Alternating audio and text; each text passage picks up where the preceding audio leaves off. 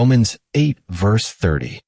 From eternity to eternity, the golden chain of sovereign grace. And those whom he predestined he also called, and those whom he called he also justified, and those whom he justified he also glorified. Some truths don't merely shine, they anchor. Romans 8 verse 30 is one such truth. Paul has just told us that all things work together for the good of those who love God. But why? Because of what follows, a sequence of divine acts, forged not in our strength, but in God's sovereign will. This is not a list of possibilities. It is a procession of certainties. Paul here stretches the believer's gaze from the mysterious corridors before time began to the radiant certainty of future glory. Each movement, predestined, called, justified, glorified, is a divine link in a chain that no power in heaven or earth can sever. And remarkably, this chain is complete. There are no dropouts, no stragglers, no broken links. Romans 8 verse 30 reveals that salvation is unshakably secured by God's sovereign plan, unfailingly executed through his effectual call, and irrevocably completed in glorification. First, salvation is unshakably secured by God's sovereign plan. Paul begins with those whom he predestined, a term already declared in verse 29. The Greek, proreason, speaks not of God's passive foresight, but of his active foreordination. As Douglas Moo and Thomas Schreiner affirm, this is God's eternal decree, a determination rooted not in our potential or performance, but in God's own will and delight. John Calvin underscores that predestination arises from divine good pleasure alone, and Haldane echoes that it is the fountain from which all saving blessings flow. This means your salvation didn't begin when you chose Christ. It began when God set his love upon you in eternity. The chain does not begin with your faith. It begins with his purpose. He did not merely plan to make salvation possible. He planned to save particular people and carry them all the way to glory. So ask yourself, when doubts rise and failures accumulate, where do you root your confidence? In your choice or in God's? In your changing love or his unchanging decree? Second, salvation is unfailingly executed through his effectual call. Paul continues, those whom he predestined, he also called. Here we step from eternity into time. The verb, ekalesin, meaning called, speaks of more than a general gospel invitation. As Longenecker and Cranfield clarify, this is the effectual call, the divine summons by which God brings the elect to saving faith. It is not merely a voice without, it is a power within. Calvin describes it as God's public testimony to his secret choice, where the Spirit quickens the soul and awakens the will. This call is not a suggestion. It is resurrection. The spiritually dead rise when Christ calls. As in Lazarus's tomb, his voice creates the response it commands. So ask yourself, do you remember when grace interrupted your resistance? When conviction pierced your apathy? That was no coincidence. That was the call of God.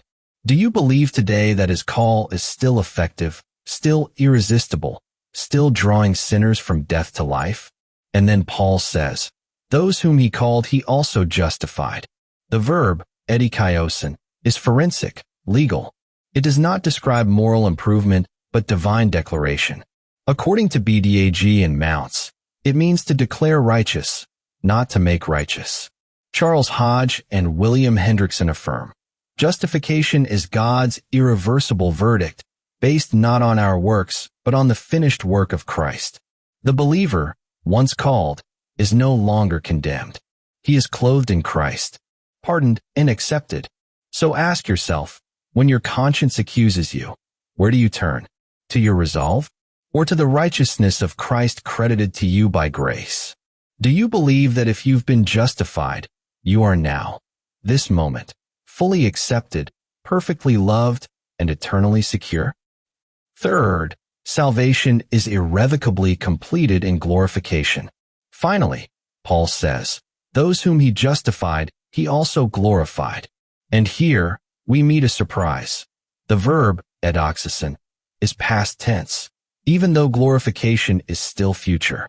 A.T. Robertson calls this the prophetic aorist, a grammatical way of saying, it is so certain we can speak of it as done. John Murray describes it as the proleptic certainty of God's finished work. If you've been justified, you will be glorified, so certain, so unstoppable, that Paul speaks of it as if it already happened. This glorification is the final and full transformation of the believer, body and soul, into the likeness of Christ. Philippians 3 verse 21, 1 John 3 verse 2. No more sin, no more sorrow, no more decay. It is the unveiling of what God began long before time began. So ask yourself, in seasons of suffering, do you measure your future by what you feel or by what God has declared? When your strength fails, can you rest in the certainty that your salvation is not fragile, but finished, from His perspective, already accomplished? Reflections for today. First, what do you cling to when assurance feels slippery? Do you anchor your security in your performance, your passion, your persistence? Or do you remember that before you called on Him, He called you? Before you reached for Him, He predestined you? Before you were born, He wrote your name into His saving plan? Rest today not in your grip on God, but in His eternal grip on you. Second, are you haunted by the fear that you'll fall away? Maybe you feel too inconsistent, too tired, too sinful to make it to the end. But Paul would tell you, the chain is unbreakable. None are lost between predestination and glorification. If you are in Christ, you are not inching toward glory. You are being carried there by divine purpose. The same voice that called you from darkness will carry you into light. Third, do you measure your spiritual life by your feelings or by God's verdict? Feelings change, but justification doesn't. You may feel condemned, but if God has declared you righteous, then you are righteous indeed. Your sin cannot reverse what Christ has secured. When the enemy accuses, point to the courtroom of heaven. The verdict has already been rendered. Fourth, have you lost sight of glory? It's easy to forget, in the mundane or the miserable, that this life is not the end. But God sees your glorification as so certain, He speaks of it in the past tense. That means your future is already secure. Your crown is not in jeopardy. The same God who justified you will not stop short of making you radiant with the beauty of Christ. Fifth, are you walking through suffering as if it means you're forgotten? Suffering doesn't loosen the chain, it reveals its strength. Every affliction, every trial, is happening within the context of a sovereign plan that began before the world was and stretches into endless joy. You are not being unraveled. You are being completed. Conclusion. Romans 8 verse 30 is not cold doctrine. It is warm assurance. It is God's signature across the pages of your story. He began it. He continues it. And He will finish it. Every link in the chain is fastened by His hand. Not one soul falls through the cracks. Not one name is lost along the way. From foreordaining love to final glory, salvation is of the Lord. So today, walk with confidence. Groan with hope. Press on with assurance.